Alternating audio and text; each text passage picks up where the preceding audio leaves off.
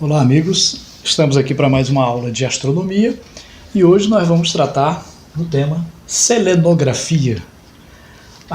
Parece um nome estranho, né? Selenografia não é muito comum mesmo, né? Que é o estudo da nossa Lua, né? Do nosso satélite natural. O nome Selene vem da deusa grega Selene, né? Que era a deusa que tratava da Lua, era representada pela Lua, né? E a selenografia é o estudo da superfície da Lua, né, de uma maneira clássica, né? Mas na realidade a gente estuda as propriedades da superfície da Lua, embora a gente estude também um pouco sobre a formação e sobre a superfície. Além disso, né, nós sabemos que a Lua não é uma coisa recente, né? A Lua tem um passado longo, né? Nós sabemos que a Lua nasceu, hoje em dia as teorias mais aceitas são essas, de que havia um planeta mais ou menos parecido com o tamanho de Marte, mais ou menos, que se chocou com a Terra. O planeta chamava-se Theia, né? E Theia chocou-se com a Terra, o impacto foi violento, na época de formação do Sistema Solar, né? Há cerca de 4 bilhões e meio de anos atrás, e os destroços desse, uma parte ficou na Terra e uma parte ficou orbitando até formar a nossa Lua. Então nós temos hoje, o nosso satélite, ele vem disso, veio da formação causada por um impacto muito grande, né, que deve ter alterado a Terra. Sabemos hoje isso por causa dos isótopos radioativos que estão aqui e também que foram encontrados nas amostras trazidas pelos astronautas, né? A formação da Terra foi nessa faixa de tempo, né, bilhões de anos. Esse impacto formou detritos, uma quantidade muito grande, né, que originou a Lua, e é uma coisa que não parou, né? Até hoje a Lua é atingida por meteoros, né? E toda a sua superfície, como não tem atmosfera, ficam as marcas desses impactos enormes que formaram o nosso satélite, né? Existem mapas da Lua, mas como é que apareceu esses mapas, né? Como é que o homem via a Lua, né, desde o início? Como é que ele registrava isso? Bom, no início, né, na antiguidade, a Lua era vista apenas como um relógio natural, né? Marcava-se dias, a cada 7 dias vinha uma fase diferente da Lua, e as alterações na Lua eram motivos de sinais de desastre. Todo mundo achava que ia acontecer alguma coisa muito brava. Então a Lua sempre participou, mas nós estávamos limitados à nossa visão. Com o advento desse homem, né, que é o Galileu, ele utilizou um telescópio, no século XVII, aí o nosso mundo sobre a Lua mudou completamente, porque nós teve a oportunidade de observar mais próximo a Lua, né? Novas imagens, fotografia, mapeamento, tudo isso começou com a limitação que nós tínhamos antes de observar a Lua somente com os olhos, né? O primeiro mapa da Lua foi por Galileu, em 1609, né? Quando ele desenhou, né, a estrutura dos principais relevos da Lua, né? E esse registro foi depois aprimorado por outros, né? Como em 1610, né, Thomas Harriot, né, 1629, Cristóvão Bruno. Então foi se melhorando. Mas naquela época a gente só tinha o quê? Tinha o desenho, né? Você podia desenhar, não existia fotografia ainda. Então esses registros do século XVII, eles representam cada vez com mais detalhes vários tipos de estruturas que apareciam na Lua, né? E isso é o início da selenografia, né? Tanto que o nome, né, alguns chamam até de selenologia, né, que entra também a parte geológica, etc. Mas historicamente chama de selenografia, principalmente pela cartografia, né? Johann Hevelius, por exemplo, em 1647, incluiu a libração, né? No mapa dele tem a libração. O que é a libração? É uma diferençazinha aqui no mapa, né? Você tem um lado da Lua que é visto da Terra e outro que não é visto, devido ao movimento. A rotação e a translação da Lua levam praticamente o mesmo tempo, mas tem uma diferença. Essa diferença faz com que a gente veja o outro lado só um pouquinho. Nós chamamos isso de libração. Essa libração foi registrada já em 1647, já observaram isso, né? E a grande importância da observação da Lua foi na evolução dos telescópios, né? Inicialmente a gente tinha só o telescópio de Galileu, uma luneta simples, né? E tudo que se registrava se fazia um desenho, né? Mais tarde, quando eles foram evoluindo os telescópios, né? O de Galileu, por exemplo, tinha 5 centímetros. O de Palomar, século XX, já tinha 5 metros. Então, à medida que foram mudando os instrumentos, foram mudando também a maneira de registrar. Antes era desenho, passou a ser fotos, as fotografias, chapa fotográfica. E hoje em dia nós fazemos isso de forma digital, como por exemplo do Hubble, né? Então, essa evolução dos telescópios mudou completamente a visão que nós tínhamos também da Lua, né? O telescópio evoluiu desde a época de Galileu, século XVII, XVIII, XIX, XX, e até os telescópios espaciais. E isso fez com que nós tivéssemos mais precisão e instrumentos mais apurados ainda. Isso fez com que a gente pudesse estudar a Lua de um jeito um pouco diferente. Nós podemos hoje ter fotografias de excelente qualidade, né, desse astro, principalmente porque é o astro mais próximo de nós, né? Saiu da Terra, o mais próximo é a Lua. Então, não é à toa que o homem chegou lá primeiro, né? Essa qualidade que nós temos hoje, nós podemos pegar coisas muito pequenas na Lua com telescópios terrestres. Imagina os colocados em órbita, né? E também, para catalogar esses detalhes, né, nós utilizamos as coordenadas selenográficas. As coordenadas selenográficas, né, relativas a Selene, Lua, né, são longitude e latitude. Do mesmo jeito que na Terra você separa em linhas de latitude e longitude, né, aí você tem também os paralelos e os meridianos, você tem lá também. Só que, é claro, a gente tem pontos de referência diferentes, né? Onde é o norte e o sul da Lua. A Lua ela tem uma inclinação de 8 graus em relação à órbita com a Terra. A Terra também tem uma inclinação, então tudo isso tem que levar em conta. Não é fácil, não. Então, a gente faz esses paralelos, né? Os paralelos e os arcos, né, verticais, aqui no caso, na nossa figura.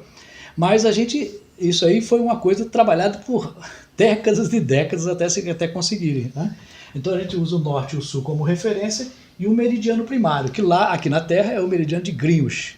Na Lua não existe esse meridiano, então ele por várias vezes teve alteração, de maneira que o objetivo era localizar o centro da Lua, né? E para isso a gente usa uma cratera, né? Hoje em dia, os métodos mais precisos para localizar o centro da Lua e ter como referência, né, utiliza-se essa cratera, né, o Pulsar A, como referência, que fica próxima ao equador da Lua. Então, a Lua tem um equador, tem polo norte, polo sul, né, e nós fazemos ela como a Terra.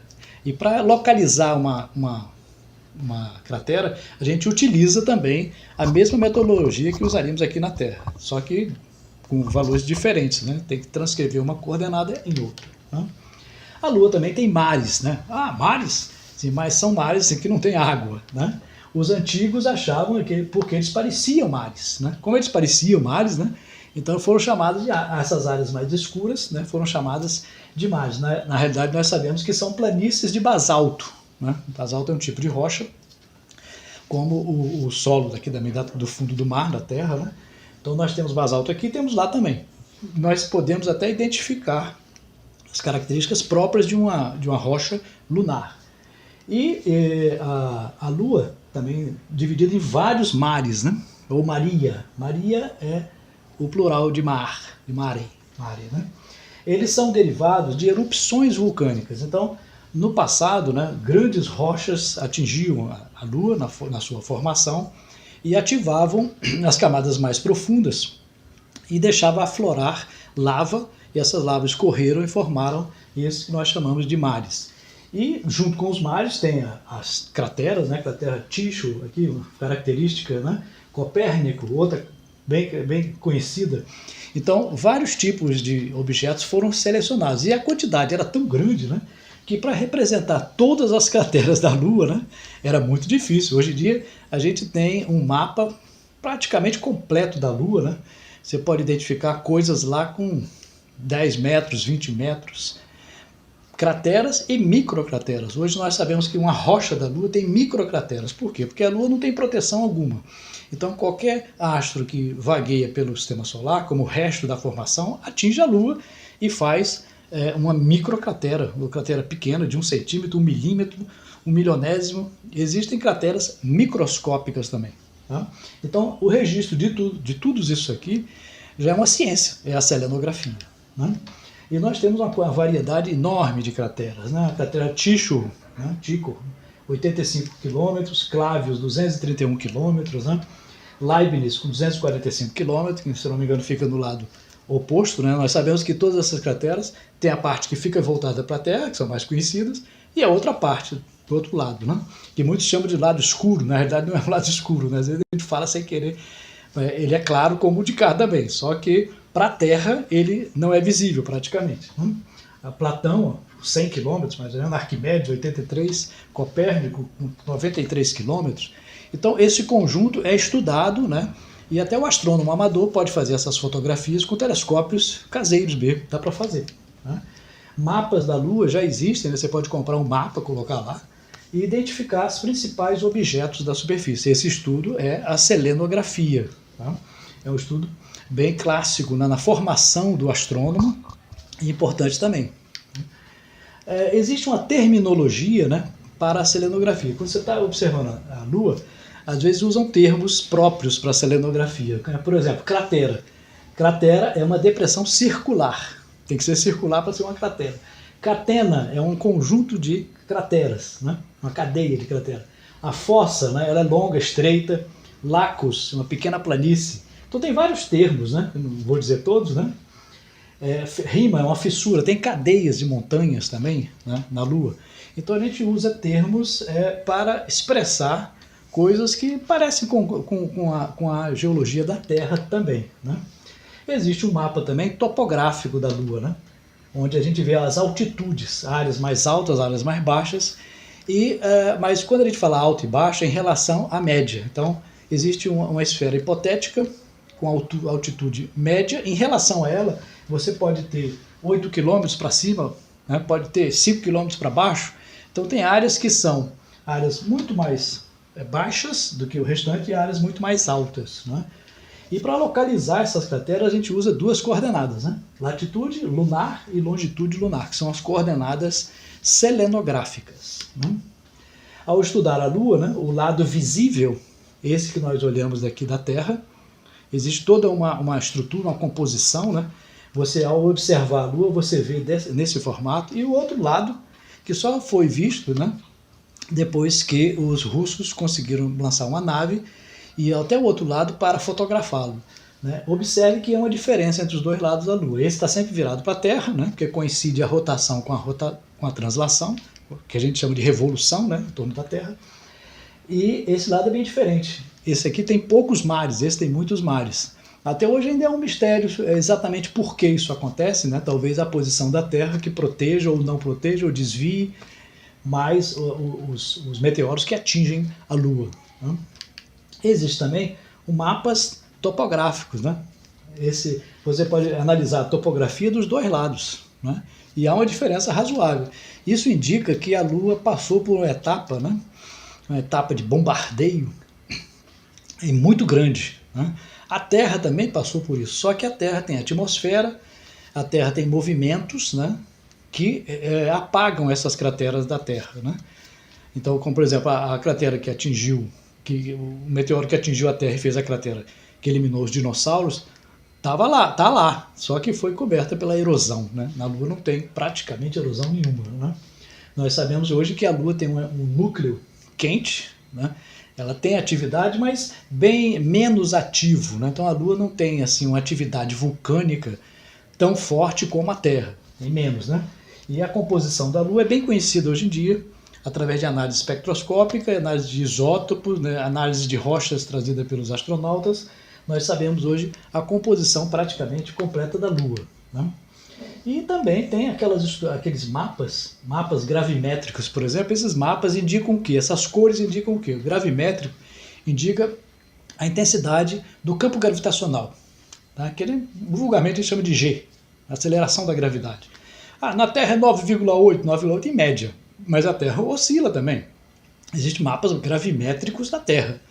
Então já foi feito um mapa gravimétrico também da Lua. E já existe até um mapa tridimensional, né, feito pela NASA, onde você tem a posição de todas as figuras da superfície da Terra, da Lua, né? E existem também mapas bem definidos, né? Esse aqui, por exemplo, tem 20 quilômetros, uma distância pequenas, que já são mapeados, o contorno de todas as rochas já são feitas na Lua, tá? Aqui nós temos a cratera Tycho, e dentro dela tem uma montanha, né? Uma montanha com 2 quilômetros de altura. Essa montanha já foi fotografada, visualizada até por naves que orbitavam a Lua, e nessa órbita elas fotografam praticamente tudo na Lua, né? Então, dentro de crateras tem montanhas, né? E o polo norte da Lua, por exemplo, tem áreas, devido à inclinação, nunca recebem a luz do Sol, então estão sempre escuras, uma noite eterna lá, gelada.